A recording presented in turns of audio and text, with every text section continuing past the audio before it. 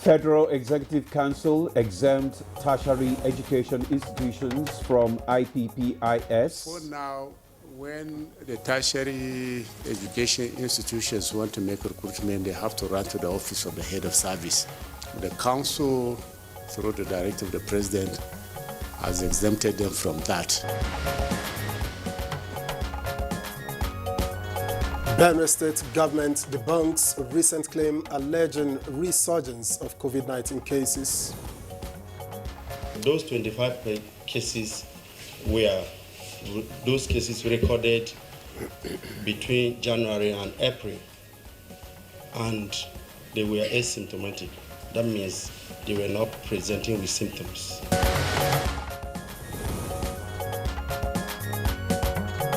ECOWAS Parliament pledges $6.7 million support to terrorism-affected countries.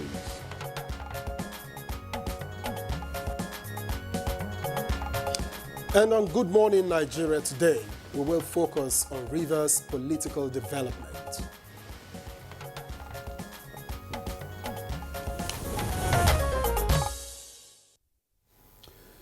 Rivers State has been in the news lately, not for its treasure-based attributes, but for unfolding gimmicks that keep making the headlines. The theatrics and political crisis assumed a different dimension Wednesday, when the State House of Assembly complex was demolished. Indeed, report says the Speaker, Edison Ehie, during a plenary session, had indicated that the complex was due for repairs following the explosion on October 30, 2023. And Ademola, you would recall that the political differences of the incumbent Sim Fubara and former governor of Rivers State and minister of the Federal Capital Territory, Nyesom Wike, reportedly sparked tension, leading to an attempt by the State Assembly to impeach the governor at that time. You're right, Victor. Well, when two elephants fight, the grass, they say, suffers. Could be best fit into what eventually culminated into the House of Assembly being at the receiving end. The political upheaval amid accusation and counter-accusations even caught the attention of the President and Commander-in-Chief of the Armed Forces, President Bola Ahmed Tinubu, who waded in for a mediation, and all became supposedly calm. Indeed, but this was short-lived as the frayed nerves seemed to have resurfaced on Monday this week with twists and turns when 27 out of the 32 members of the State House of Assembly defected from the ruling People's Democratic Party, PDP, to the All Progressives Congress, APC.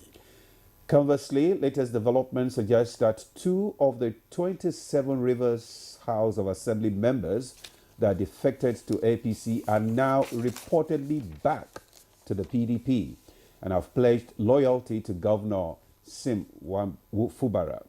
Indeed, changing times. A philosopher, Aristotle, believed that all humans are political animals because of their social creature. Perhaps that could readily back claims of he who pays the piper dictates the tune. Unfortunately, Victor, social commentators already affirm these scenarios highlight Godfatherism, believed to be the bane of poor democratic governance and a deep-rooted feature in Nigerian politics. Absolutely. During the Fourth Republic in 1999, democracy was welcomed with open arms, anticipating hopes of a credible political system. But the emergence of Godfatherism allegedly paled the aspirations of many. On Good Morning Nigeria today, we will take a look at the developing issues in Rivers and how such situations can be a threat to Nigeria's democratic process. I am Victor. Also, thanks for joining us on Good Morning Nigeria today as we discuss Rivers' political development. Indeed, more developing issues as concerns rise over the legal implications of having 4 out of the 32 members of the Rivers State of Assembly receiving the 2024 budget proposal. I am Ademola Adeoye. Welcome to the Thursday edition of the program. We are live on NTA network service from Abuja studios. As usual, we will be taking highlights of the morning news in a moment, some business news, and newspaper review with Chukwudi Okoli Ugbaja. For now, Olajide Bello takes the news. Olajide, over to you. Many thanks, Ademola. Good morning, Victor Azu, and welcome to the morning news. The Federal Executive Council has approved the exemption of tertiary education institutions from the Integrated Payroll and Personal Information System, IPPIS. This was part of a decision taken at the council meeting on Wednesday. The President has directed that Vice Chancellor should no longer or have been taken out of that service to allow for efficient management of the universities. Council has decided to look at those waivers and review them so that Nigeria will not continue to lose money at a point that we all need these resources for the development of the country.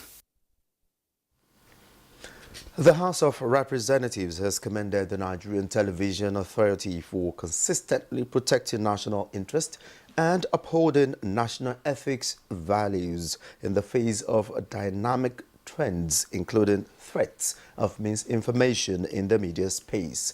This was when the Director General of NTA, Saliu Abdulhamid Dembos, joined other heads of agencies in the Ministry of Information and National Orientation to defend their 2024 budget proposals before the House Committee on Information, National Orientation, Ethics and Values.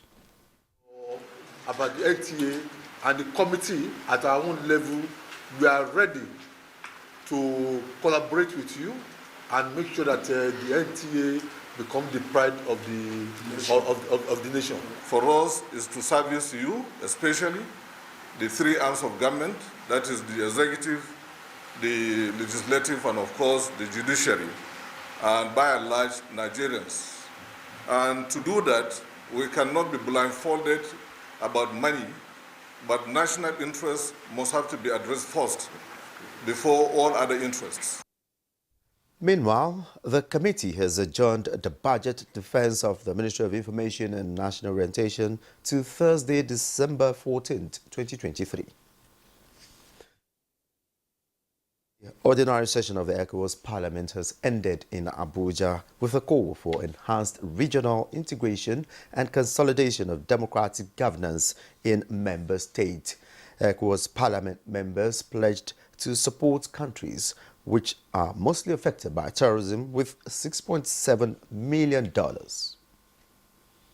Despite the remarkable work accomplished and the enormous contributions of Parliament, you will agree with me that our region is still shaken by numerous political, economic and security challenges.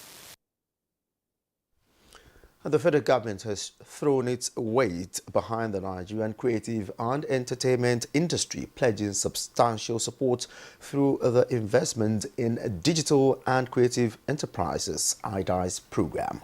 Vice President Kashim Shettima, at a meeting with key industry stakeholders led by the Minister of Art and Culture and Creative Economy, Hannatu Musawa, at the Presidential Villa, hailed the sector, describing it as central to economic diversification plans.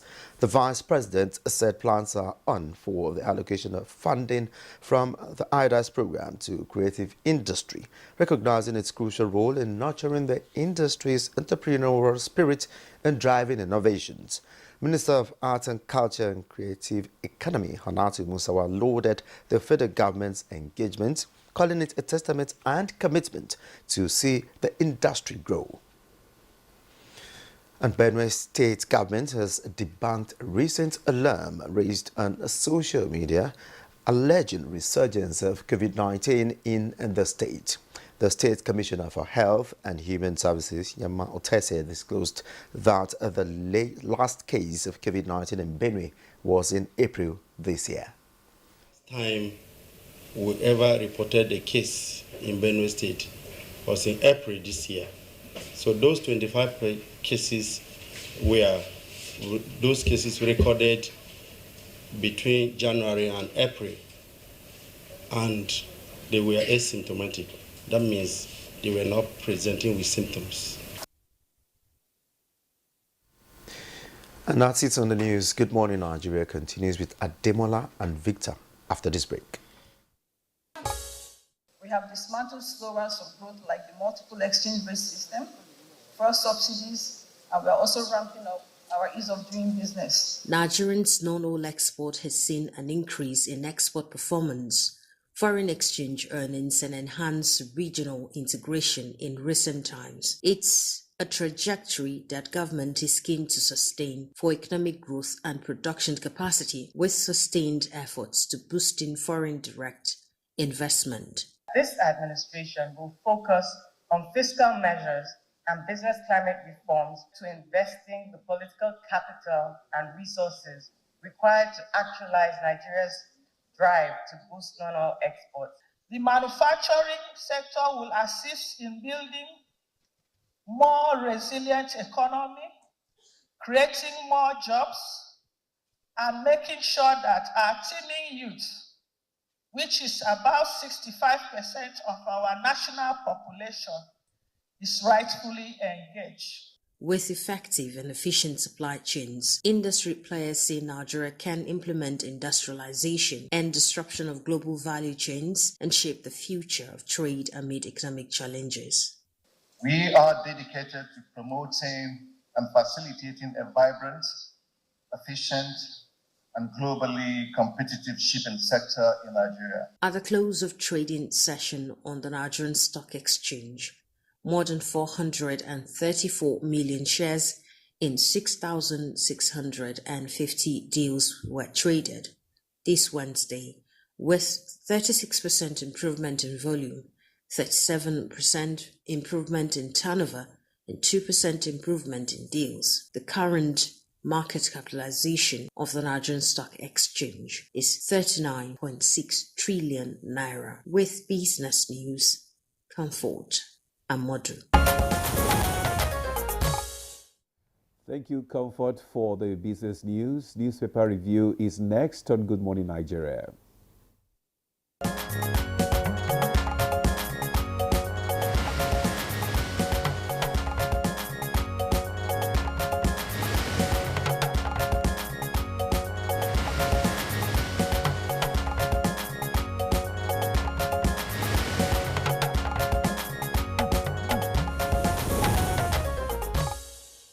Right, and the newspaper reviewer, Chukwudi Ubaja, is already seated. Victor, yes, I'm seated. How are you doing? Well, I'm fine. Demola?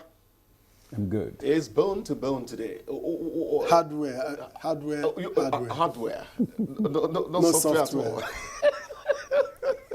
Gentlemen, I'm glad to be here. Let's kickstart with Blueprint newspaper.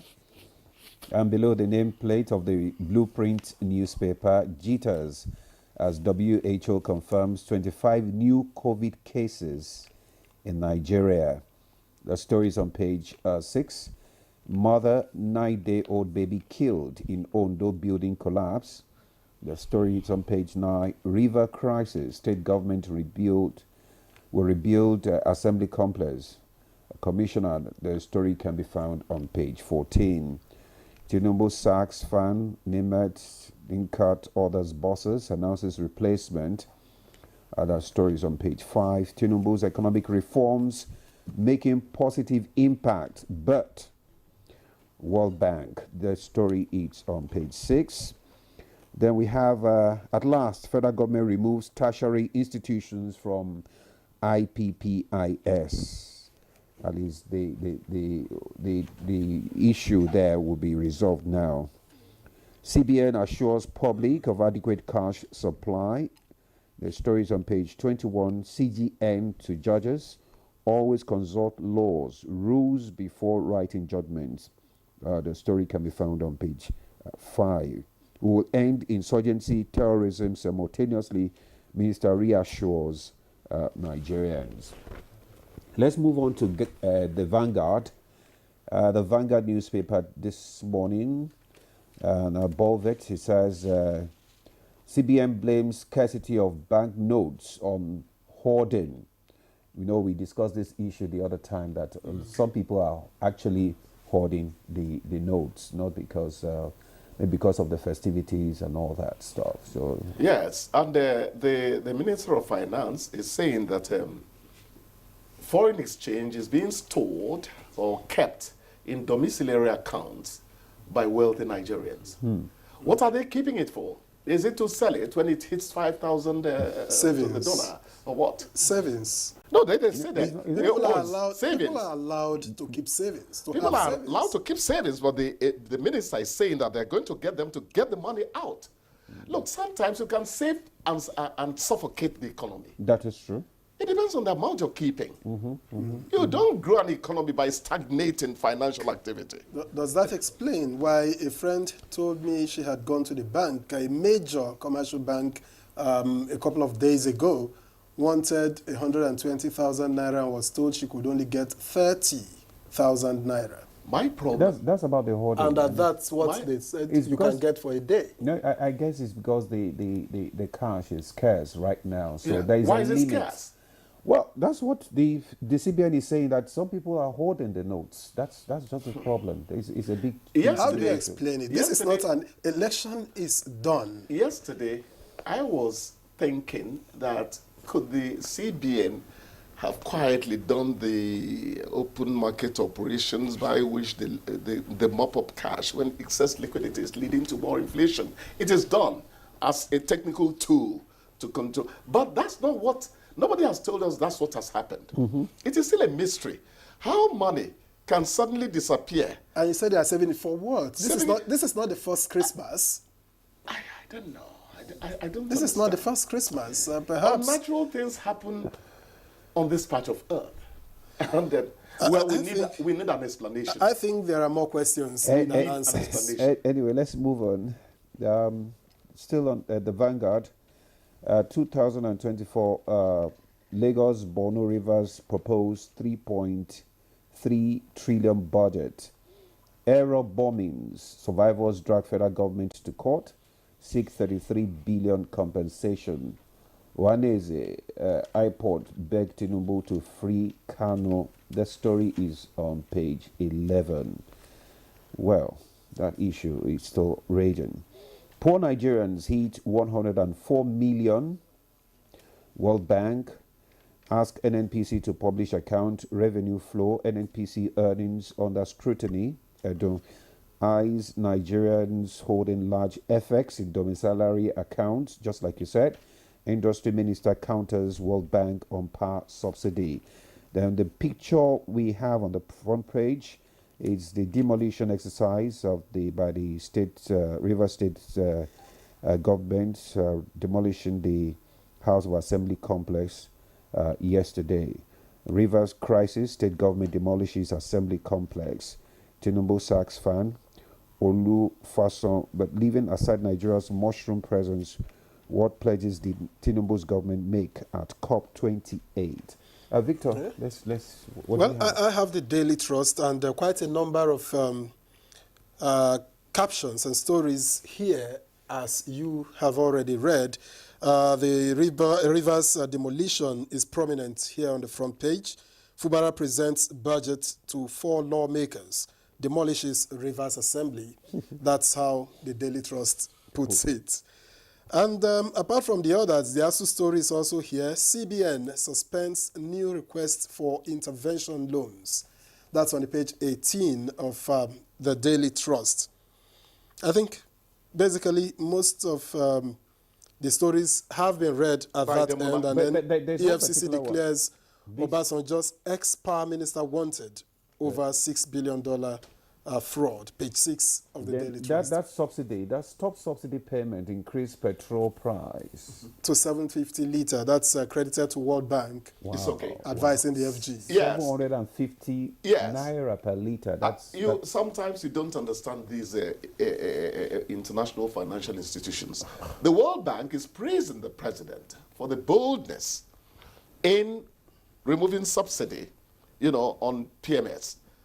But the same World Bank is saying that part of the reason 104 million Nigerians are now in poverty. Yeah. Is the removal of the subsidy. subsidy. It seems to have come as trauma to people. Of course. And then you want them to raise the same. Exactly. 750 you know, I don't understand. You know, in the days of SAP, when Chuo Kongu and Professor Sam Aluko were slugging it out, Chuo Kongu will tell us that SAP, the Structural Adjustment Program of military president, Babangida, was the solution to all our problems, all the conditionalities they listed.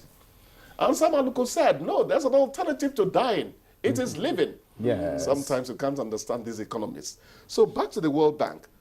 Since the president has taken a bold step everybody has been running away from, how are they coming in to, in the immediate, to cushion the effect of it? Yes, because that's ultimately, market forces should determine whatever happens in the world. That leads to fair competition, and the investors can come in. I understand that little economics. But for now, Nigerians are plunged into dire straits, you know. They're in real dire straits. So what is the immediate solution to cushioning the plight of Nigerians while we now wait for the long-term effect benefits of the removal of subsidy? That's a big question. That's something you ask experts. I'm only prompting it. You know. It reminds me of the honorable member who said he's doing like this, he's doing like this. He didn't return. That man was something else. Great human being.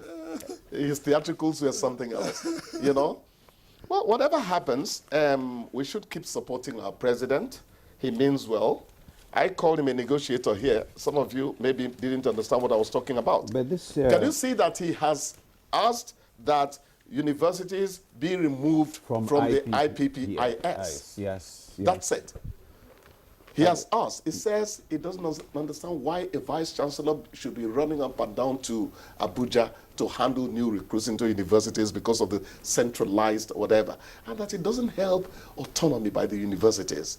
Universities really are supposed to have reasonable autonomy. Indeed. Because that's when you see that research and development go into full bounds. You understand? But I think also there were reasons given for pulling them into the IPPIS. And the briefing yesterday had said that the federal government is also hoping and expecting that the university system will reciprocate with responsibility and not prove those who took them into IPPIS right by doing the same things. So it means there were reasons. Everybody needs to be that balanced. They're not running a transparent system or what? I think that's part of it. Isn't there strategic and periodic audits, you know, going on?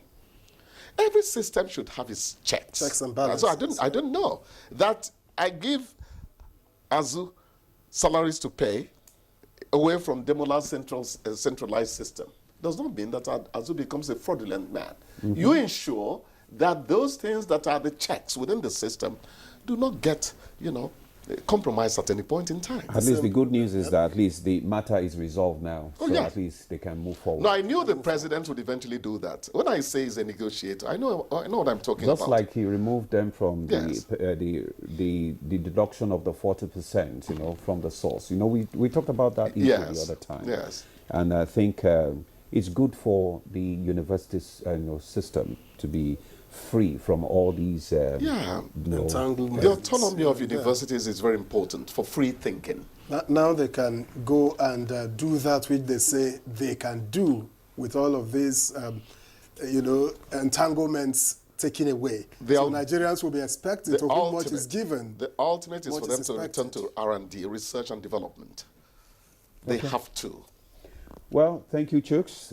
That's all we can take on the newspaper review this morning. Do have a pleasant day. You too, guys. Thank you. Well, we'll take a break now. Good Morning Nigeria. Continue to stay with us. Yeah, welcome back. You're still on to Good Morning Nigeria, coming to you on the network service of the NTA. To kickstart our conversation this morning, which is on River State political development, let's take this background report by Ibrahim Dan Hamido. During electioneering and partisan politics in Nigeria, citizens exercise their right to choose their political representatives. However, beneath the surface of this democratic process lies a widespread and deeply rooted problem: the influence of godfathers on politics. The Nigerian political landscape is rife with instances where powerful individuals known as godfathers use their financial, social, and political clout to control the outcome of elections. These godfathers often handpick candidates who owe their loyalty to them, a practice that raises concerns about the fairness and transparency of the electoral process. Over the last 3 years, the influence of godfathers on Nigerian politics remains significant, especially in certain states where their presence has inflamed the political system. Edo, Kogi, Lagos states, and now Rivers, for example, have long been characterized by influential godparents. However, recent developments indicate a gradual shift towards reducing their influence. In Rivers State, the political crisis has gotten quite intriguing as 27 PDP lawmakers defect to APC, and there is the demolition of the State House of Assembly complex, while factions of lawmakers meet behind the scenes. Power in Rivers State political institutions is shaky, with ripple effect of disputes and power struggles. Despite these challenges, efforts are being made to ensure stability and drive the overall progress of Rivers State, as the window of opportunity has not closed shut. Many argue that the presence of political godfathers in Nigerian politics has perpetrated corrupt practices, undermined the rule of law, and hindered the fair representation of the electorate. The power wielded by these figures can often overshadow the genuine aspirations and voices of the citizens, leaving them disillusioned and disenchanted with the democratic process. On Good Morning Nigeria, guests on set will delve into the intricate world of Nigerian politics and provide answers, focusing on the political development in Rivers State. All right, Ibrahim Van Hamidu, many thanks. And already seated here in the studio is Ezenwa Nwagu, is Chairman Partners for Electoral Reforms. Thank you for joining us. Thank you, it's my pleasure. Ademola? Yeah, thank you, Victor. Also in the studio, we have Professor Kabil Mato, Professor of Political Science, joining us here also in the studio. Professor, you are welcome. Thank you very much. Good morning, Nigeria. All right, thank you. We also have Barrister Isaiah Kanwi, constitutional lawyer, joining us via Zoom from Port Harcourt. Isaiah, you're welcome to Good Morning Nigeria. Good morning. Good morning. Thank you. All right, so let's kickstart our conversation this morning with Ezenwa. How would you describe? Let me start with you. How would you describe the political situation, going on in Rivers State? In one word, it's sheer brigandage. Brigandage because the actions and the counter actions are devoid of civility. They are devoid of any ingredient of democratic conduct. I can't contemplate in any literature where people will do the kind of things that we see in Rivers. First, you have the challenge of the fluidity of movements in the party system. This morning, you are in this party, elected under this platform, then you move from that platform, and the response to that is to demolish under whatever kind of excuse. So my definition of it is sheer brigandage, if you permit the use of that word. Prof, what's your own description of the whole process? Well, thank you very much. I think what's happening in Rivers State is, purely the description of the nature and character of the Nigerian political elite, okay, who either accidentally or free will find himself in a position of political authority. But I think how it is happening in Lagos really speaks volume about the unwillingness of the Nigerian political class to play the game of politics and governance according to the rules. You can see sheer political banditry. You can see the negative impact of what people call the bad side of Godfatherism in politics. You can only see the way and manner in which those who are favored by the so-called political, I mean the godsons that are favored by the political godfathers, try to free themselves of the apparent political and governmental emasculation that they obviously suffer when they find themselves in position of authority. And of course, the feeling is very clear by the time you move from the passenger seat to the driver's seat, the view of the road will change. So as a godson, probably you'll accept all, the propositions and conditions that will be put to you by the so-called godfather, and then by the time you get there, you see that the reality is different. But that's not the interesting thing. The interesting thing is that it is not absolutely correct to assume that it is a crime to have political godfatherism in any political system. Yeah. It depends on how it is played. And in this case, its ugliness is what is very apparent, is what is being shown to Nigeria, is what is demeaning our political culture and reducing the content and value of governance and democracy. And I think we need to be very careful about it. All right. Thank you very much, Professor Matu. I don't know. Godfatherism could be good if it's about mentorship, so you would say. But the situation in Rivers is so fluid. It's doing like this and doing like this by the day. So let's get to Port Harcourt, where Isaiah is seated, to find out whether what we knew as at yesterday is still as it is today. Isaiah, what is the state of play in Rivers as we speak?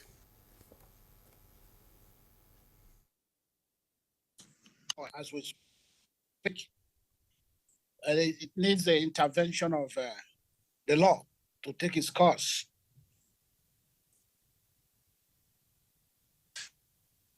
As we speak, the governor of the Rivers State is doing what the law demands when the state has been plunged into intractable crisis as a result of interest play from the big wigs, those who think they are the kingmakers in the modern democracy. It's not good for our nascent democracy. This is why we are calling on the state government and the Federal Republic of Nigeria to wade into the issue in Rivers State before it gets out of hand. However, the pragmatic governor of Rivers State has done the just and the needed thing for the people, because democracy does not see any vacuum, and the governance does not see any vacuum, as we know. The 27th lawmakers defected to the APC because of one reason or the other. According to them, they failed to impeach the governor of the Rivers State, SARS, similarly Fubara, because they failed to impeach him because they did not meet up the requirements of Section 188, subsection 1 to 11 of the Constitution of the Federal Republic of Nigeria, 1999, as amended. So as a matter of fact, they failed to impeach him because there's no impeachable offense so far committed by the governor. And as by their defection to the All Progressive Congress, they also failed because their seats remain vacant by law. When you look at Section 109, subsection 1, paragraph G, to be specific, and proviso diato, you find out that the seat of the State House of Assembly, 27 State House of Assembly members, remains vacant. This is because the People's Democratic Party, being the ruling party in the state, have not seen any division or crisis, or let me put it, merger with other political parties. as we speak. So the party they call PDP is still in existence. So there's no justification of their ill-advised defection. That is my take. Very much for your opening remarks, Isaiah. But let me stay with you for a moment and ask, regardless of all that you have said, since this crisis began, the House of Assembly is gone. From the touching of it to the pulling down of it, does this, whatever it is, also justify the loss of such an important infrastructure for the state? What happened is that it is presumed that the State House of Assembly is not in existence for now, because the State House of Assembly was burned down, and since it was burned down, normal legislative activities ought to commence in a safe and serene environment. That place is no longer serene as it ought to be, and the governor pulling down the dilapidated structure is not out of place in the eye of the law and equity. You should know that the chief executive officer of the state, being the governor, is entitled to do rehabilitations, particularly when notification has already been made by the state house, by the state governor himself. So the pulling down of that structure is not out of place, if I would say, in the eye of the law, provided there is a pre-information or notice from the governor, and there is another palliative step or to that effect, where the lawmakers can sit and do their constitutional functions. That is okay. If the governor can be able to show where the State House of Assembly can sit in the meantime, so that the rehabilitation work can be effected on the dilapidated structure, it's not out of place, sir. For your thought there. We'll come back to you during the course of this conversation. Let me come back to you, Ezenwa. You have heard what he said, that a notice was given before the demolition process began yesterday. But from all that we heard, we just woke up yesterday. I mean, Nigerians woke up yesterday to the news of the demolition going on. We didn't hear of any demolition, any notice being given. And if a demolition is supposed to occur, was going to occur rather, you're supposed to remove some vital, documents from the building, from the premises and all that. And some people have argued that, I mean, it wasn't done, properly. That it shows that there is no respect for the rule of law, the democratic institutions. So where do we go from here?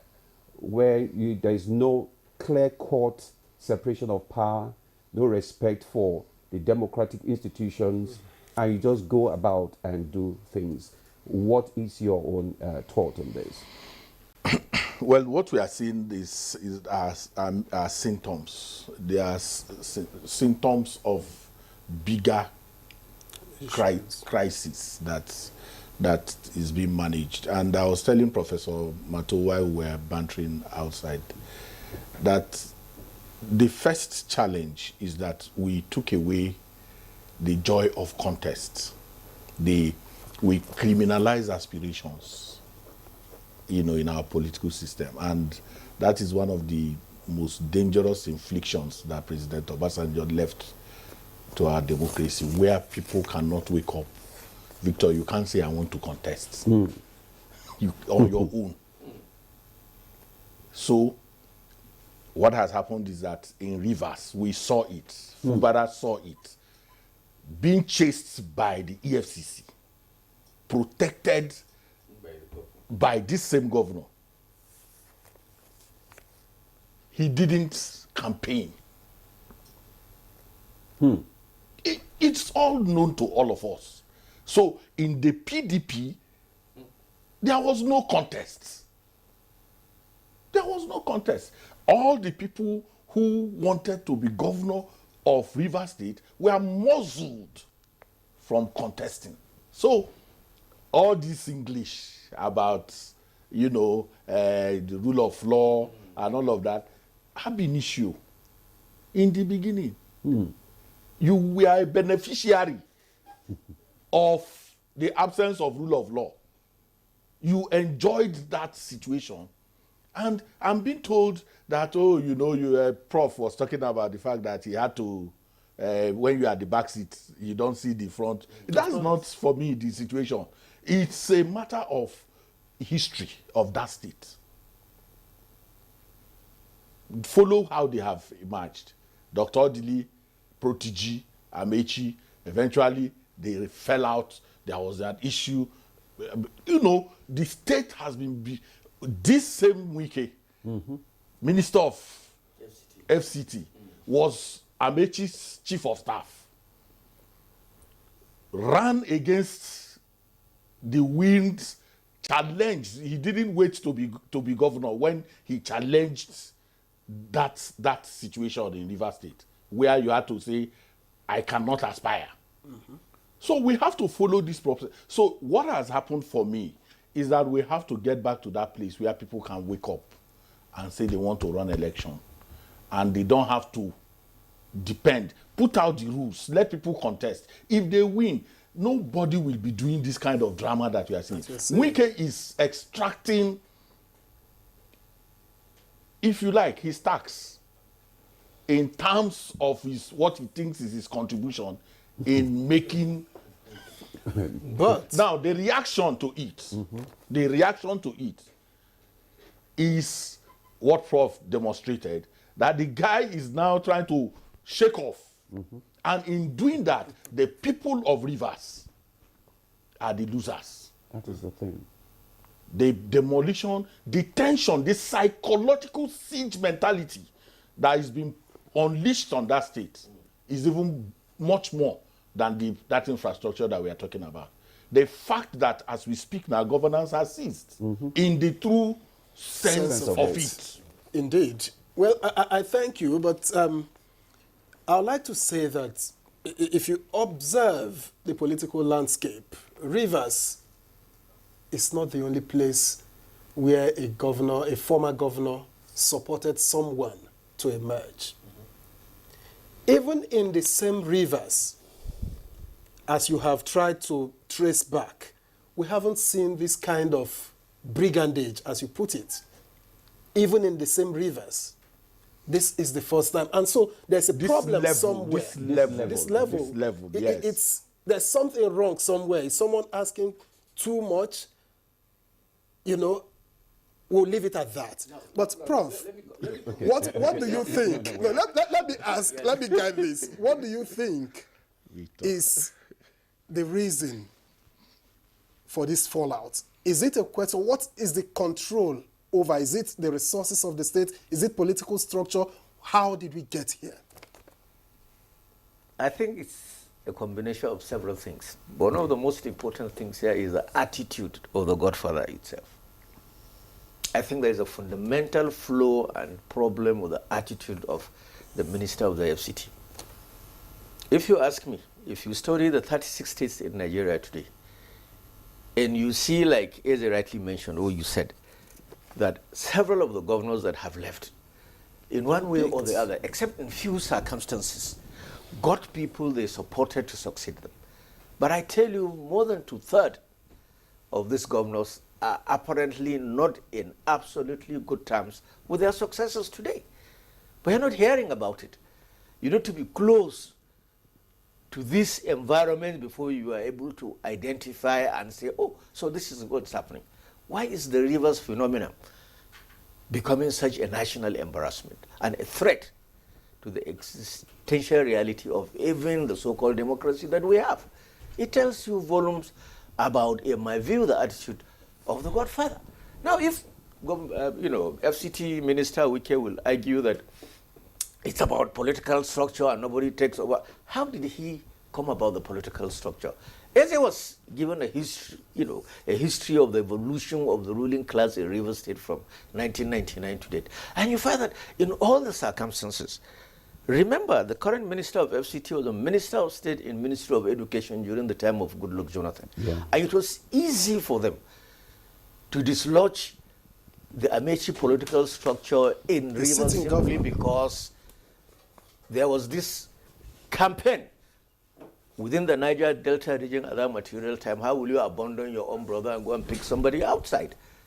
And people got sympathetic to it, and at the end of the day, Wike became the governor. So he created the so-called political structures that he's talking about. But then he is absolutely forgetting that life in its entirety is a process in transition. It's a process in transition. Now, people from yesterday to this morning have been giving several examples of, the current president and one of his proteges, the former governor of Lagos State, Ambode. He had the capacity to remove Ambode immediately. He realized that he wasn't going according to the master plan that they had for Lagos. But he parried low, allowed him to survive until the end of the first term. And then the so-called democratic process was put in place, and the guy was removed. To ease him out. The same political party. If you go to several other places, go to Taraba, go to Kaduna, go to anywhere and see. Get deep and find out what happened during the election, and what's happening now. The story is not the same. But you're not hearing any one of them talking. So I think, to me, we must call a spade a spade. I think the fundamental problem there has to do with the Godfather. And it is not in the interest. Look, I'm worried more about the development of this crisis in Rivers, not because of Rivers State per se, but because of the civil administration that we have in this country today. People will take us for jokers. It's a huge joke for you to try. 6 months, for God's sake, is too early a time in a period of 4 years to radically disagree with your successor to the extent that you use all ways and means. And the calculation is there, the permutation is very simple. Now Wike and his political alliance will be there, and all those who are against Wike in Rivers State and outside of Rivers State will also put their own strengths together to be able to defend this young man. And just like the lawyer said, we are a constitutional people. Whether we like it or not, whatever anybody has played in the process of the electioneering campaign, like he said, we were all aware that Simfubura was chased left, right, and center by the Economic and Financial Crimes Commission, but he was never accessed. At the point they were told he was even stationed in Government House. He did not campaign, like he said. It's true. It's a clear national issue there. But he has become the governor. Are you challenging the validity of his election? If you are challenging the validity of election, please go to court. Okay. But I think it is too early for anybody to try to play this God. I'm not thinking. It's simply making a caricature of our political system, and I think every responsible Nigerian must come out and speak on top of his or her voice so that we get over this. Otherwise, with the recent development we see all over happening around us, while civil political governance is becoming questionable in the mind of several citizens. Okay. I think the president has to set in there, just like many people are saying, and also the PDP. He waded in, earlier. Maybe he has to come in again. Let's bring in Isaiah. Isaiah, you spoke earlier on about the defection of 27 members of the PDP to the APC, and that the party is likely to declare their seat vacant, and that the state government is providing another space for them to meet. Where exactly is the state government providing for the members of the National Assembly to meet? Is it in the state, is it in the government house? If it's in the government house, people are arguing. Is there any separation of power in this development that we are looking at?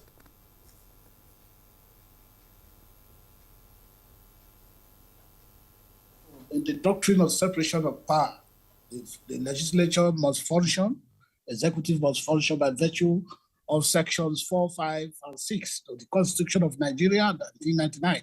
However, the governor of a state is not out of place to relocate the State House of Assembly where he thinks it need for the state to relocate them, particularly when they could no longer function under a very dilapidated, bad condition. So, but the state governor must be very, very circumspective at not to relocate them to the government house, just like the then former governor of Rivers State, Governor Rotimi Amechi, did in his regime by relocating the State House of Assembly to the government house. I think this one is not going to be like that. This one will relocate the State House of Assembly to a much more neutral environment so that the State House of Assembly members can safely discuss, move their motions, pass bills, especially now that the governor has passed his, have submitted the 2024 budget. And the State House of Assembly must be given a good condition to operate. So that it must not be in the state government or the government house, since that we need to respect the doctrine of separation of powers and the rule of law. Have to stay. Remember, practicing constitutional democracy. So due process must be followed in relocating them. Even though the number of the State House of Assembly members have actually, reduced to something well over 7 members. I just know that recently, just yesterday, 2 persons have defected or repented from the 27 to the former PDP party where they belonged. Remember, 25 out of them. So this slide is not comfortable. It's not very good in Nigerian democracy. But I think this is the beauty of democracy, because you must see pockets of oppositions and mudslinging and all this in the democracy. So nobody should be jittery about it. But I know that the governor is intelligent enough and is a cool-headed man. He's not a crisis-loving person. So he will relocate the State House of Assembly to a very comfortable environment for law-making process to go on. That is my take there. Okay, Isaiah, I still want to stay with you there. You said the presentation of the budget yesterday was to 4 members of the State House of Assembly. How legal is this? Many have described it as illegality, that we shouldn't be promoting illegality.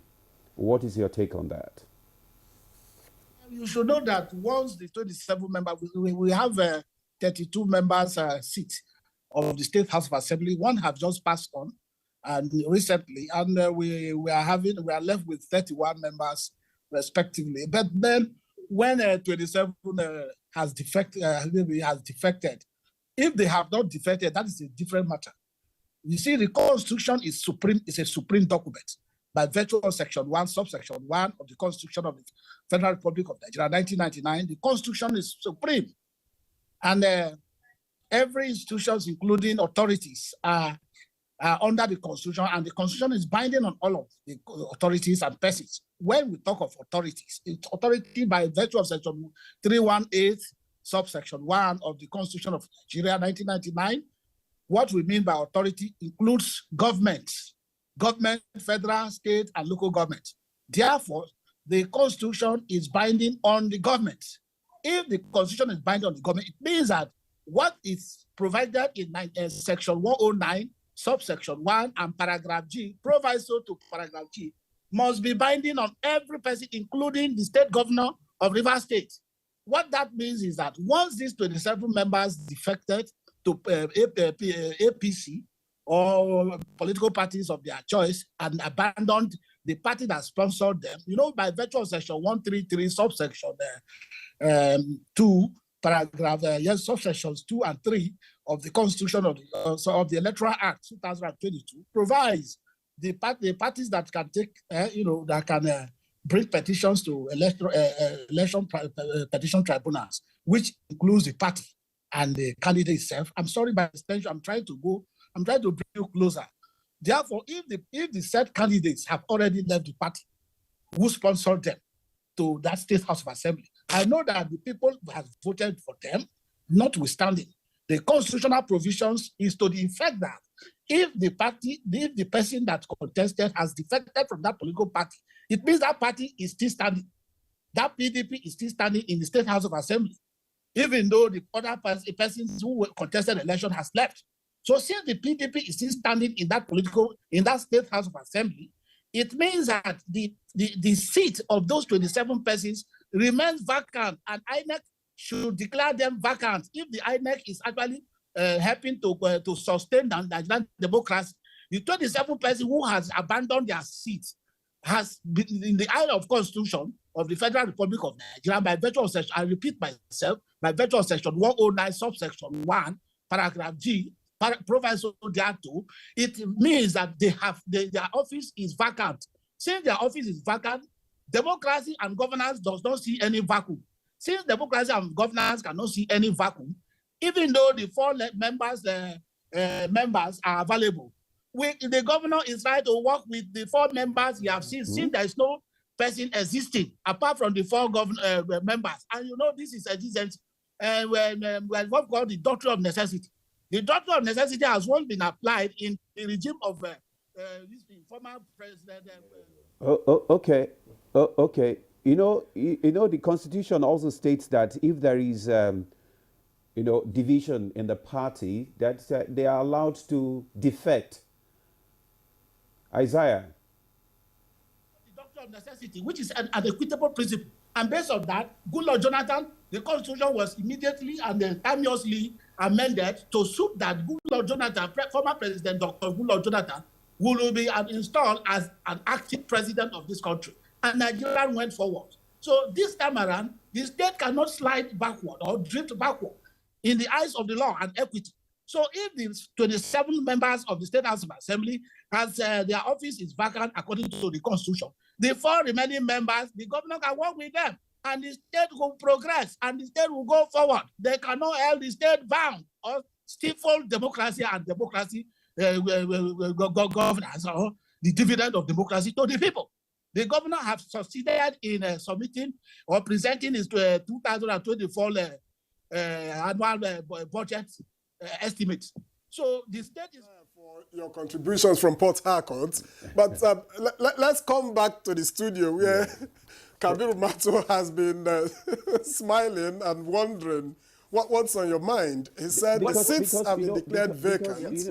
We have had a lot of defection in this country. I really don't know. I'm not a lawyer. I don't know the procedure of doing that. But clearly the crisis, the friction in the political party that the Constitution anticipates is not any minor crisis. There are subsisting judgments from the Supreme Court of Nigeria that declared seats of some members of the National Assembly vacant on the grounds that there was major crisis. So if you simply want to leave a political party and you're a member of the State Assembly, you can create friction within a small constituency, within your constituency, so that you can cite it as a reason why you are leaving. So the Constitution is specific about it. A legislator occupies a seat. It is the executive that occupies an office. And so, just like the barrister rightly said, if I'm a member of parliament, you're elected under the banner of a political party, and you choose to, move to another political party, you automatically lose your membership of that, parliament. This is absolute. Now, the extent, and the magnitude of, the crisis is, I think, what is the issue that will be under contention now. But I also share similar views to what, the barrister says. You cannot simply, for reasons that are either genuine or flimsy, decide to say 6 months or 5 months into, a 4-year tenure. They are defecting. Simply defect from one political party to the other. The Constitution is silent as far as the executive positions are concerned. A governor can move from one political party to the other, and I don't think the Constitution has any stiff penalty for that. But for members of parliament, from perhaps councillors to State Assembly to National Assembly, it is very specific. So if Governor Fabura is acting on the strength of that particular constitutional provision, and attending to only 4 members of the State House of Assembly. Now, what we are talking about is the issue of legality or otherwise. I think this is far outside the very spectrum of what's happening in Rivers today. If it is about legality, if it's about political sanity, if it is about what is right and what is wrong, I think we should not be in the crisis that we are in today. So it's a desperate situation that the major political actors have found themselves in, and everyone is deploying, to the maximum, the instruments at his or her disposal in order to be able to have an advantage over that. Governor Sim Fubura is sitting there.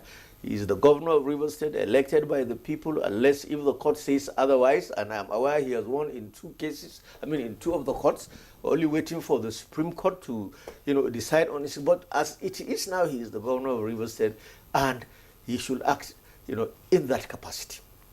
The minister of the FCT, I think, should look beyond, the issue of what he calls political structure to the stability of the state. I do believe that Godfathers try to entrench themselves very deeply rooted in their respective political constituencies.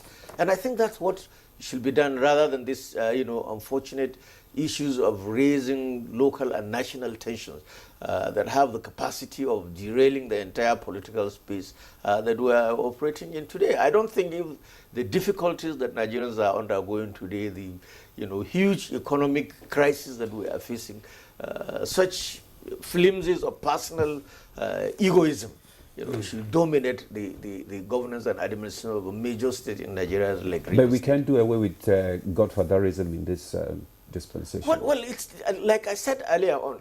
I'm not too negative about the idea of Godfather. It is for what purpose? For instance, political power across the world is normally sought after by a cabal, by a group of people who have shared political, economic, and social interest. It's only in our climes and communities that one individual will amass tremendous wealth from no matter what source and come out and say, I want to aspire for this or aspiring for this, and then at the end of the day, he or she becomes, that position. But globally, it is a group of people that agitate, struggle, and aspire to achieve political position for the purposes of not just satisfying their own group interest, but also advancing, the cause of the probably generality of the citizenry. And I think that's how it should be. So Godfathers are not criminals per se, as long as they hold the political latitude. Look, what do you call of people like, it's just very recent, people like the late Chief Solomon, people like, Balarebe Musa, Adela Bou in Ibadan, and so many of them. There were people that were listed, and all of us, because we are all adults, knew that these were people who held political positions but did not illegally, enrich themselves, amass tremendous public wealth that they use in order to determine the direction of, political activities in their communities. They served the people very well, they served the people efficiently, and they became respected. And any time it was time for election, people would rush to them to find direction on where and where. So political godfatherism, as far as I'm concerned, is not a criminal enterprise as many people will want to project it. It only becomes criminal if matters like the one that is happening in Rivers today becomes the dominant feature within any particular political space. And that's why my caution is precisely to the Minister of the Federal Capital Territory to play it quiet.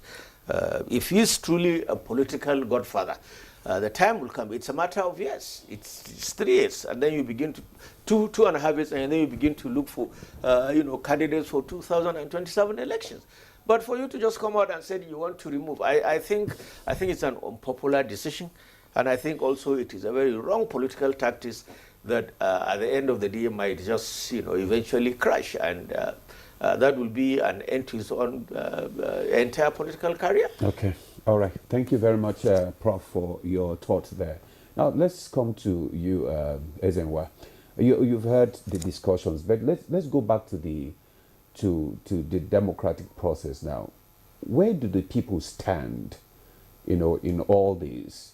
Because today you see one politician is in one party. He came in as a result of PDP, and before you know it, they have defected to to the other party. So where is the interest, the mandate that the people, how do we protect, the interest of the people? So it's first for us to get interested in what happens within the political Because parties. with what is happening now, people are losing interest, they are losing the belief in the democratic process and all that. So the first is, how much investment do the people have in the leadership recruitment process in the political parties? How are the political parties organized? Who is interested in how they are organized? How do candidates emerge in those political parties? So you are not part of that. So at the end of the day, when people say they are in PDP, they are in APC, they are in whatever party, the challenge you have is that those are vote-catching machines. They are not political parties. In the true sense, where members pay dues. You understand? People attend rallies that they are ferried to, paid for, accommodated, and you are asking me about people. You understand? In the particular case of the state that we are talking about, this individual we are talking about took all the expression of interest form and the forms for he bought for his state and held it and was giving people. All of us were clapping. We didn't find anything disgusting about that. We saw people go and buy presidential form in a political party, paid the money, 100 million, had issues in that place. Just within 2 months, they became presidential candidates of another political party. We started clapping. We didn't find anything disgusting about that.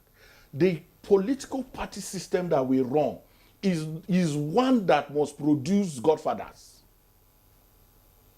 And when the godfathers, and Professor Mato is talking about negative godfatherism and positive godfather, when the godfather invests, he wants to recoup. He didn't go for Friday mosque service. There's a basis for doing that. We can shout the more we like, okay? But until we do something about our leadership recruitment process that does not allow for contest. In Rivers, there's a descent to brigandage. And so what you are discussing legalese, which was illegal. See, if you have 1,000 constitutional lawyers, they have 1,000 opinion on this same issue. If you bring another constitutional lawyer now, he will tell you about the lacuna. So the man you are talking about is a lawyer. Don't forget, the Wike himself is a member of the body of benchers. So you can't... A life bencher, by the way. So you can't be talking about somebody who is taking a step that he does not understand. Do you understand what I'm saying? So the point for me is that as a nation, and I think Professor Mato made that point, we are joking. We don't want to... We have textbook conversations about every issue. We don't want to do what it takes to even have a nation in the first instance. So how do we begin to redress? It begins, if I heard you correctly, with the political party system, the system of recruitment. What is the role of INEC in all of this? See, this is where the problem comes. Somebody became president in Nigeria, and then in any constitution of the political party, Prof, you cannot find leader of the party. We are not running a parliamentary system. Because you, Prof, was saying parliament, but it's a legislator that we have. We have a legislature. We don't have a parliament in the sense that we know it. That we know parliament to be. So this president comes and says he's leader of the party. He ambushes the party structure and everything, and then gets all the party meetings to hold in the villa.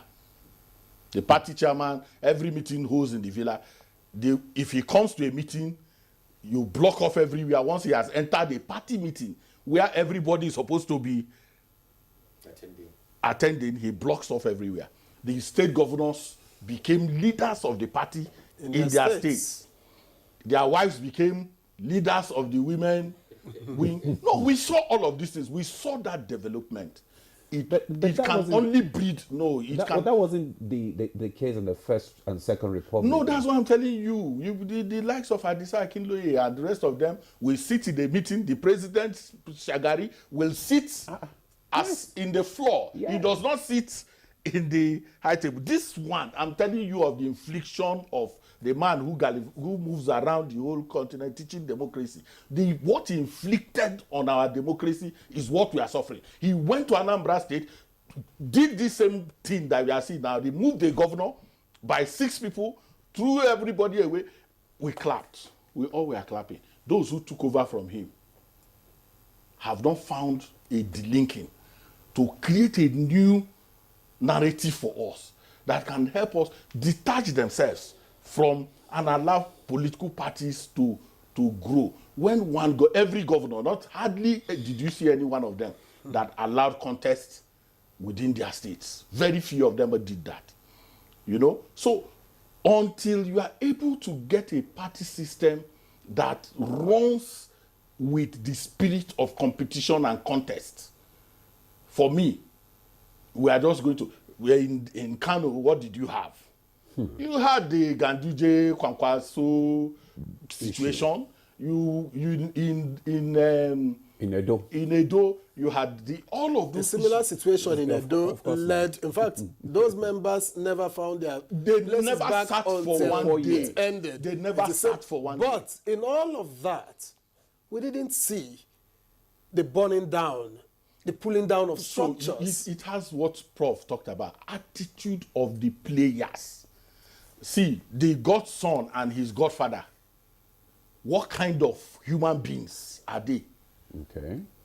If the political temperature of a state has something to do with the political temperament of the operators in that state, if they are civil people, their conduct will be civil.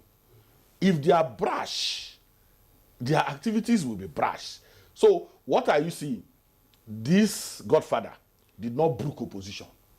This Godfather demolished filling stations of people who were opposed to him. Hotels of people who were opposed to him, he demolished it.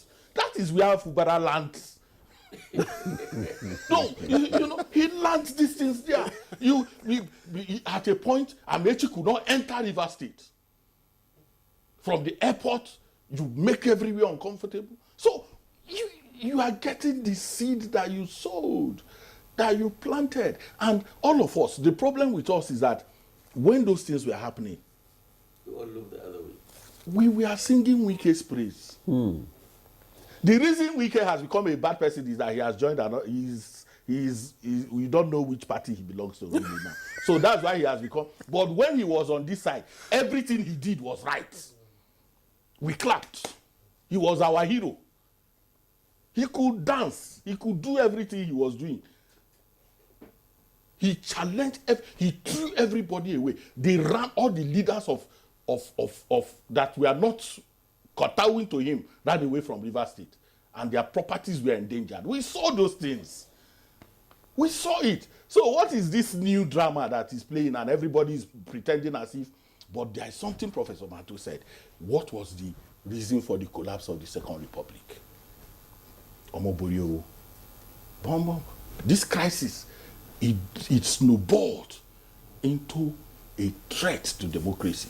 So if we are not careful, if the president himself will think this is a contest between a godson and a godfather, it has a wider implication for the survival of this democracy. Because already ex-militants are already raising their voices. No, they will pitch, those ones are merchants. Don't bring them. They will pitch. It's about, there's a political economy to it. Oh, yeah. It's a political economy situation. You have created money. So Fubara will build his own, this one is an economy. Nobody loves River State. Please. Thank you very much, Ezenwa, for your for that. Let's bring in Isaiah now. Isaiah, what exactly is the situation right now in River State, and how can we ensure that there is a bit of stability in that state? Yes, the position is, please let me get to Clara, please. I said, what exactly is the situation now that we have in Rivers State, and how can we ensure stability in governance? Okay, now, exactly the position in Rivers State now is calm. Having taken care of the state, the governor has actually shown that he is in charge of the state. The position now is this. Rivers State has one speaker to the State House of Assembly, and that is Edison, Honorable Edison here. That is settled. And I'm not speaking out of partisanship. I am a constitutional lawyer. I am a human rights lawyer. So I should speak apolitical. I'm speaking apolitical. Okay? So as a matter of fact, Rivers State is calm, much better than what we found in 2 weeks ago or last week. Now Rivers State is calm. So the way forward of the state now is this. There should be, the INEC has a role to play to sustain the tempo. Having found that the 27 House of Assembly members seat is vacant, and INEC can declare same and conduct by-election, because the issue of recall is done with by virtue of Section 110 of the Constitution of Federal Republic of Nigeria. The State House of Assembly stand to be recalled when they are not representing the constituency effectively. But because they vacated their seat by virtue of that defection they had, it means that the issue of recall is done with. Now it is the time for INEC. It is up to the INEC to do its statutory duties. INEC can conduct by-election to fill in the gaps in the State House of Assembly by informing or notifying, the various constituents about by-election and draw up timetable to that effect. And so that is one of the role of the INEC to step in and do the statutory functions. But the state, as I speak, is in order, is calm, serene, and tranquil. That is the position, sir. All right. Thank you very much, Isaiah Kanwi, right there in Port Harcourt. We'll pause here for a break, and when we return, Good Morning Nigeria continues. Please stay with us. All right, welcome back. You're still on to Good Morning Nigeria. We've been discussing the political development in Rivers State. Professor Kabir Mato is still here in the studio, and so is Ezemanwagu, Partners for Electoral Reforms. Well, let me head back to Prof.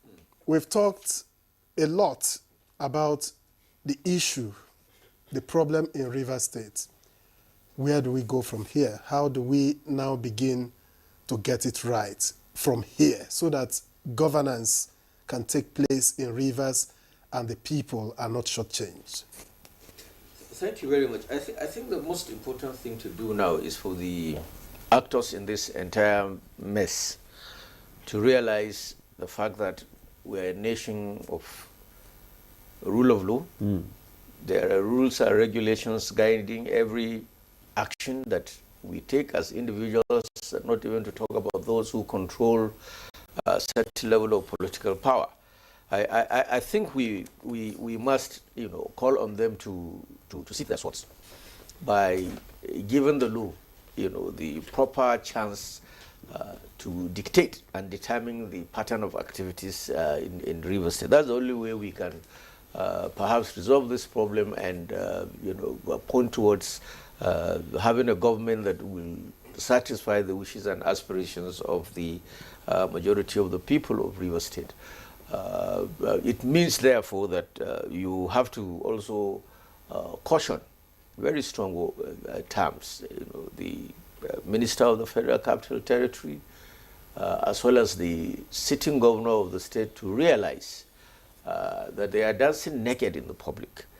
And it's not in their own personal interest. I mean, it's not in their own best personal interest, not even to talk about the interests of the people that they represent. It's mere struggle for the enforcement of the ego of each and every one of them. And I think as political leaders, as elected representatives of the people, or people who are trusted and appointed to serve a very high national political office, they must realize the fact that the central objective that they pay premium should be service of the people and not to be served.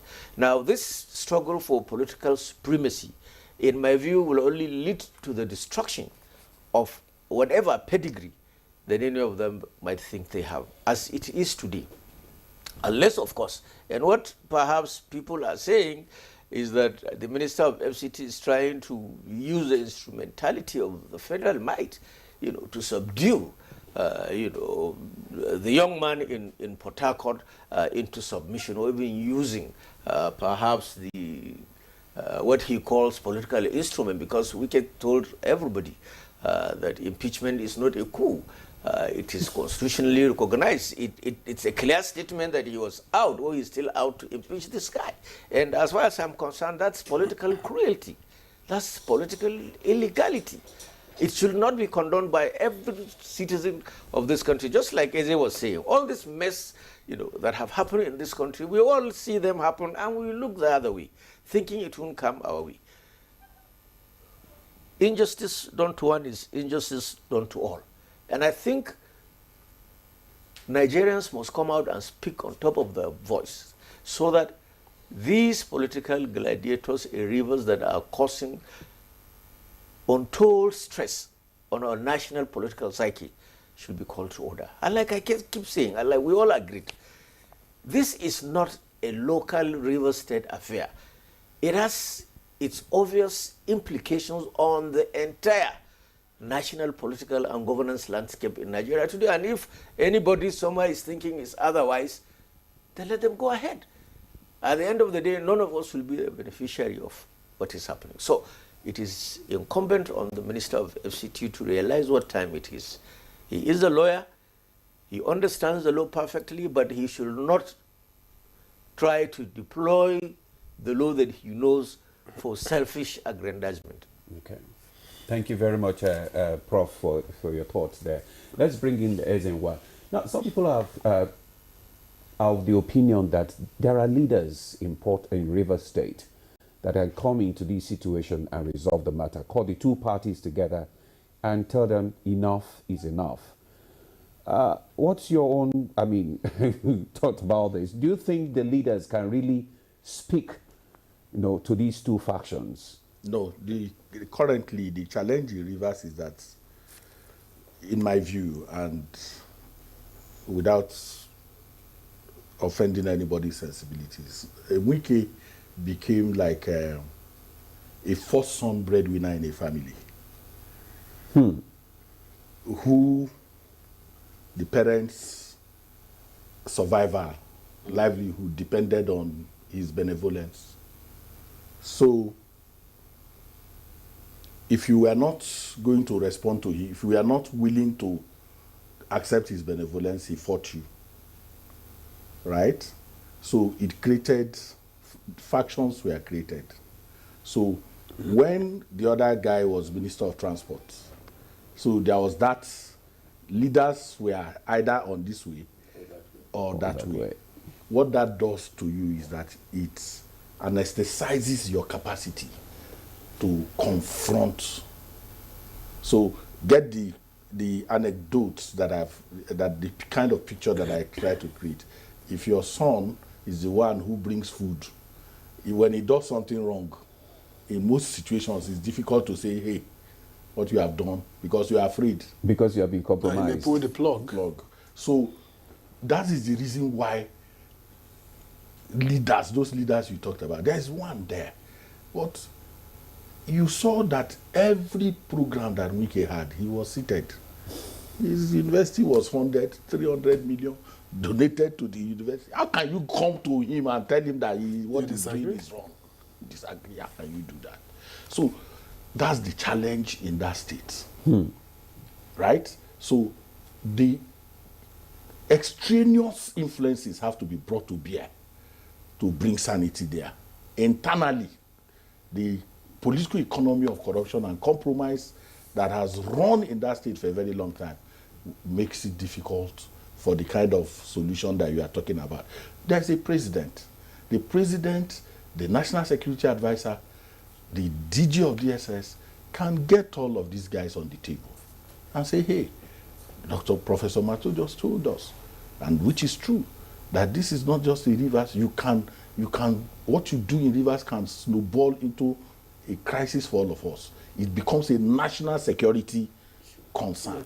So they can't sit pretty and be watching that drama going on. They should intervene. So if you are waiting for leaders in Rivers, both traditional, you saw on television traditional rulers being told how to come into a meeting, that they must come with their walking stick. If they don't come with a walking stick, that their certificates will be withdrawn.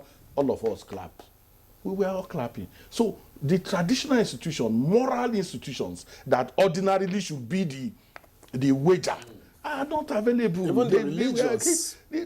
They are traditional religious. The place is not in a shape for that kind of intervention that you are talking about. We need to draw the attention of the National Security Advisor, the President, the DG of SSS, and the rest of them to go in there and do what they have to do to make sure that things, settle. That for me will be the way out. But if you are waiting for anybody inside Rivers, what will happen in Rivers is that this is a harvest time right now. Rallies will be organized in different ways for different people. You see both in Abuja and opportunity in Rivers, for people to make money and the rest of it. So it's going to. So the Igbos will tell you that bad times are good times for certain people. So these bad times that we are talking about is actually I think that another angle that you brought into it is this ethnic issue. There's a Ijaw versus the other, So see, Debola, these things. Let me tell you, anytime we want a dubious advantage, we play up those things. You understand? Your Ijawness, your Krikaness, your equatorness is not at play here now. There is nothing, all those things, they were not at play. Because in many situations, we all rallied without consideration for those base issues. I've told you the last time we had this conversation, at the national level, we are talking about Muslim tickets as if it was a problem. Then you talk about Igbo, North, South, blah, blah, blah. But when we got to the governorship in a state like Anambra, for instance, where there is no Muslim community is very minimal, where the majority are Christians, they started talking about Catholicism and Pentecostalism, Anglicanism. So are you a Catholic? Are you a Anglican? So we must reduce it to, if that is not working, then you start talking about whether you are from Olu or you're Ambano. We are always interested in finding those things. The crisis in Rivers has no tribal marks. It has no tribal marks. It's a crisis of contest of ego, like Prof talked about, and we should pin it where it is. Don't let anybody confuse. You can be confusing, but don't confuse it. The ego of two people are at play. Now, people are pitching on those two sides. There are enemies of Wike who ordinarily we are waiting for him to finish. The opportunity has come. They will support the current effort at demystifying him, in quote. There are also those who have benefited from Wike so much that they want that order to remain. So they will pitch, but the extraneous influence, that extraneous intervention is what is required. All right. That if they too are not compromised anyway. Thank you, Ezenwa. Let me get back to Professor Kabir Batu. Now, he has talked about the intervention in high places. Already, the president has tried to intervene. Clearly, from what has happened now, that hasn't worked much. And if you begin to talk about the National Security Advisor and the rest of them, DSS director and all of that, are they likely to intervene in such a way that it will be acceptable to both parties? This is more likely to be a political intervention that will be acceptable. But again, how do you go about it to get the governor to say, okay, I can accept this, and his godfather will say, okay, we can, find a neutral ground for both of them? I absolutely agree that, there are many ways of resolving these issues. The first I spoke about was the need, for both the Minister of FCT and for the governor to realize what time it is and the exigencies of the time and the need to go by the books and the reality on ground to be able to resolve the issue.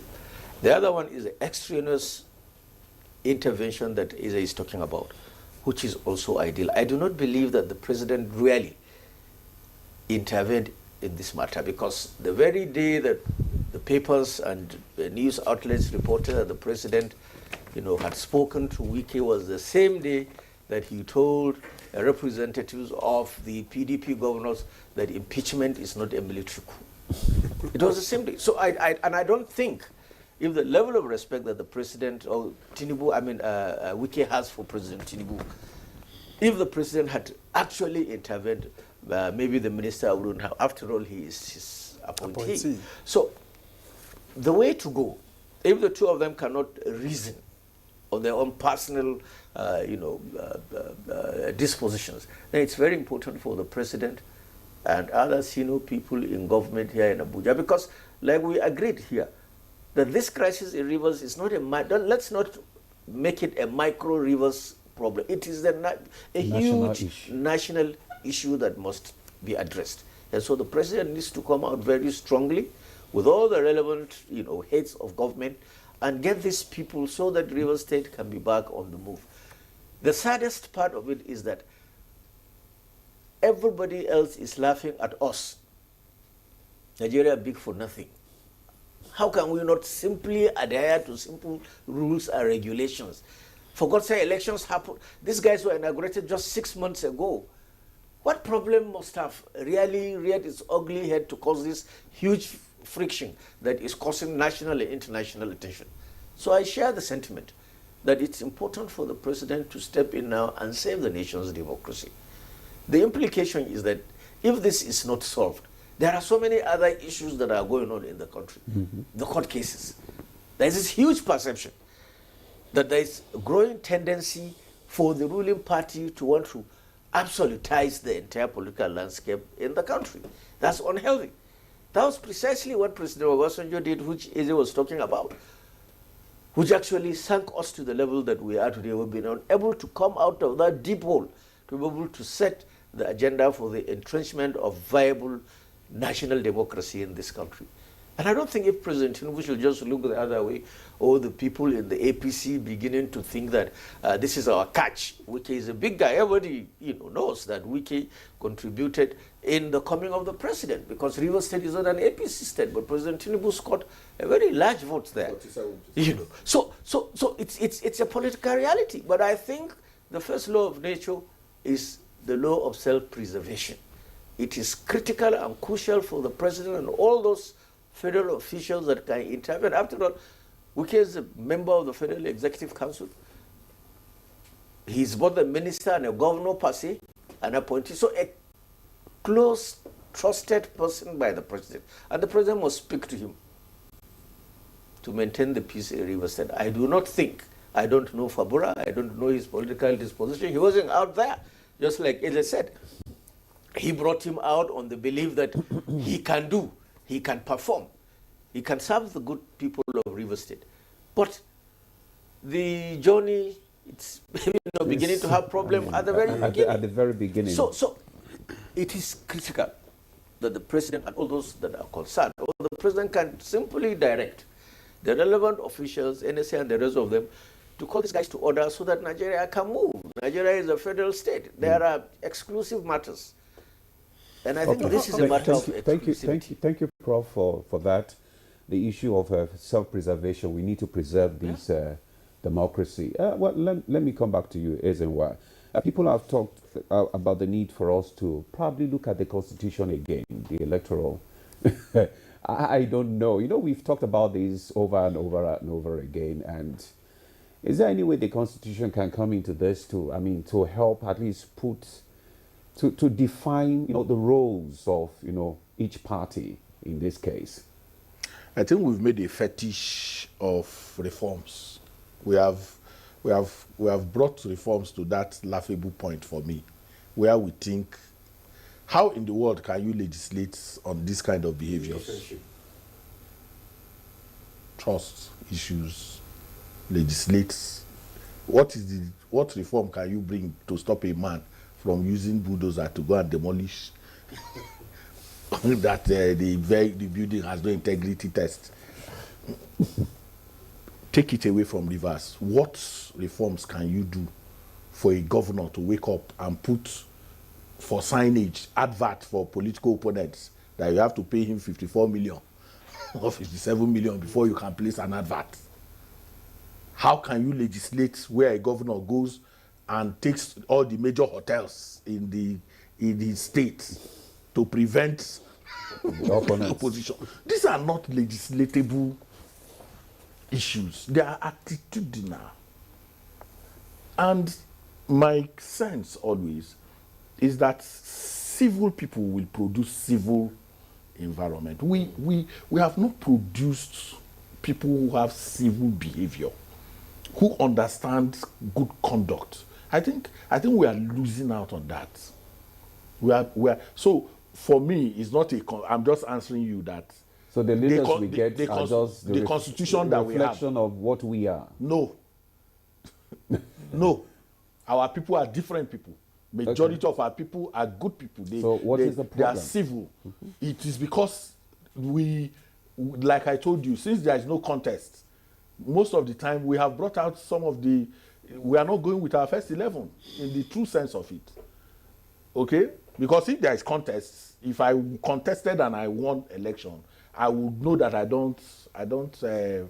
owe the people. But in this particular case, I owe the people nothing. When I'm fighting with my godfather who brought me, where will you come inside? What is your own? where are you part of this conversation? So reforms needs to, the kind of reforms we need now, need to major on attitudinal issues. We need to go back to reform the political party system. We have to understand that we can't allow political parties to continue the way they are doing. Even the new party, the new parties that are being established, their founders become the presidential candidate. You found a party, and then you are the founder, you are the presidential candidate, you also determine who runs. All in all. So our party system is producing the kind of things. So our reform lenses should be focused, in my view, on those other places that we are not interested in. We are over-respecting politicians. You see, stylishly, you are dragging INEC into this now. INEC for misbehavior of the political class. Actors. I do think that beyond INEC, I think the legislature in this country has a big role to play. But curiously, all the times that we have celebrated changes in constitution, regulations through the constitution and all of that, one thing has remained there that has not been touched. I say this because it's prominent, where you can be a member of a political party in the morning and another in the afternoon and another in the night, because they are beneficiaries of this kind of system. And the same goes for those other things you are pointing at. They will not be regulated because they are beneficiaries of what is happening at the moment. Ezewanwago of the Partners for Electoral Reform, even though you threw in the towel that you can't reform everything. Thank you very much for coming on the program. And Professor Kabir Mato, Professor of Political Philosophy, we thank you very much for coming on the program.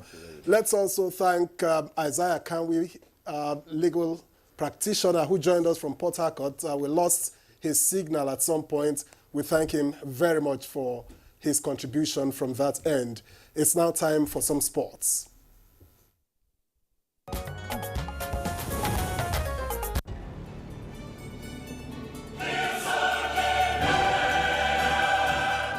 Just seconds after coming on, Samuel Chukwueze scored a brilliant goal to secure a 2-1 comeback win for AC Milan against Newcastle United in Wednesday's UEFA Champions League in Group F. Unfortunately, it was not enough as Milan could only finish third and earn a spot in the Europa League. The Italian giants needed PSG to lose against Borussia Dortmund to stand a chance of going through, but the Ligue 1 champions played out a hard-fought 1-1 draw in Germany to finish second. Dortmund topped the group on 11 points, PSG and Milan ended on 8 points, but the French giants advanced on goals difference, while Newcastle finished bottom on 5 points. Jovic, Chukwueze!